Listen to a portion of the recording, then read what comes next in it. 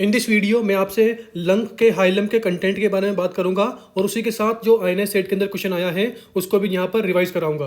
तो देखिए, लंग्स के हाइलम के कंटेंट को टोटल हम 2 पार्ट में पढ़ते हैं कि इसमें सुपीरियर टू इंफीरियर क्या कंटेंट होता है और number second anterior to posterior या बोल दीजिए पोस्टीरियर टू एंटीरियर क्या कंटेंट होता है।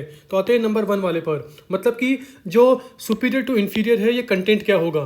तो देखिए, आपको कैसे बोलना है, आपको अल्टरनेटिव बोलना है। Bronchus vessel, bronchus vessel. अब यार आर्टरी और वेन्स ये क्या है, वेसल्स है, कोई ट्यूब है। तो देखिए yes, bronchus vessel superior to inferior कहाँ पर, चाहे वह राइट लंग हो गया चाहे वह लेफ्ट लंग हो गया। आते हैं, अब देखिए ब्रोंकस भी कौन सा होगा। तो देखिए यहाँ पर ये क्या है, यहाँ पे देखिए ये है पल्मोनरी आर्टरी। तो आर्टरी के ऊपर वाले को क्या बोलेंगे, आर्टरी के जस्ट ऊपर है, मतलब कि इप आर्टीरियल, आर्टरी के ऊपर है। देखिए ये वाला पल्मोनरी आर्टरी के नीचे है, तो यहाँ क्या बोलेंगे, हिप आर्टीरियल, मतलब कि आर्टरी के नीचे है। तो वहीं पल्मोनरी आर्टरी के ऊपर कौन सा होगा, इप आर्टीरियल ब्रोंकस। पल्मोनरी आर्टरी के नीचे की तरफ कौन सा होगा, हिप आर्टीरियल ब्रोंकस। इप आर्टीरियल ब्रोंकस, देखिए इसका अनदर नेम क्या होता है, सुपीरियर लोबार ब्रोंकस। कॉमन सी बात है, बस ऊपर की तरफ होगा तो क्या बोल दिया, सुपीरियर।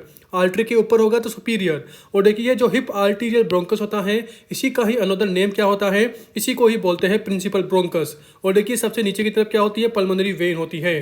सीधी बात यूं है कि आपको कैसे रिमेंबर करना है, आपको रिमेंबर करना है bronchus artery, bronchus artery, eparterial bronchus, pulmonary artery, hip arterial bronchus and pulmonary vein. Okay, तो this is superior to inferior arrangement कहां पर है, राइट लंग में। अब देखिए लेफ्ट लंग में सुपीरियर टू इंफीरियर क्या होता है, देखिए सेम चीज बोलनी है, बस आपको जो पहला वाला पॉइंट है मतलब कि इप आर्टीरियल ब्रोंकस है ये नहीं बोलना, क्योंकि लेफ्ट लंग के पास इप आर्टीरियल ब्रोंकस नहीं होता। ओवरऑल इन तीनों को क्या बोलना है, वही सुपीरियर टू इंफीरियर बोलना है, मतलब कि artery bronchus way, artery bronchus when, तो वही है आर्टरी ब्रोंकस वेन।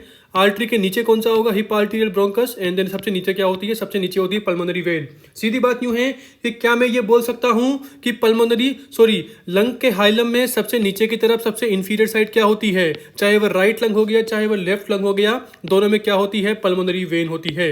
ओके, ये बात हो गई। ओवरऑल देखिए मैंने यहाँ पर सुपीरियर टू इंफीरियर की बात कर ली। अब आते हैं एंटीरियर एंड पोस्टीरियर पर। अब देखिए एंटीरियर पोस्टीरियर में स्पेशल बात क्या है कि आपको ये सेपरेट राइट और लेफ्ट का याद नहीं करना, क्योंकि एंटीरियर टू पोस्टीरियर या बोल दीजिए पोस्टीरियर टू एंटीरियर दोनों लंग्स में सेम होता है। अब क्या होता है, तो वही देखिए पल्मोनरी आर्टरी को क्या बोलना है, सेंटर में बोलना है।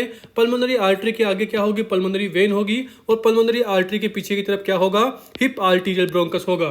ओके, और देखिए जो ये अरेंजमेंट है ना कि hip arterial bronchus, pulmonary artery और पल्मोनरी वेन, ये कहां से कहां है, पोस्टीरियर टू एंटीरियर, मतलब कि पीछे से आगे पहले ब्रोंकस होगा, फिर पल्मोनरी आर्टरी होगी, फिर पल्मोनरी वेन होती है। ओके, अब देखिए याद कैसे कर सकते हैं, देखिए जब मैं आर्टरी का ए लिखता हूं, जब मैं एंटीरियर में ए लिखता हूं, तो देखिए ए को मतलब कि जो वी है, वेन का वी है, इसे मैं ए बना सकता हूं। अरे भाई जो वी है, जो वी अल्फाबेट है, अगर मैंने इसे 180 डिग्री टिल्ट किया तो ये ऐसे बन गया। ओके, और मैंने यहाँ पर बीच में एक और लाइन खींच दी तो ये क्या बन गया, ए बन गया। मतलब कि वेन क्या होती है, सबसे आगे की तरफ होती है। अगर वेन आगे है तो इसके जस्ट बाद क्या होगी, आर्टरी, और उसके जस्ट बाद क्या होती है, hip arterial bronchus. Okay, overall यही अरेंजमेंट पोस्टीरियर टू एंटीरियर दोनों में सेम होता है। राइट लंग में भी यही होगा, लेफ्ट लंग में भी यही होगा। ओके, तो हमने यहाँ पर पूरी की पूरी बात कर ली।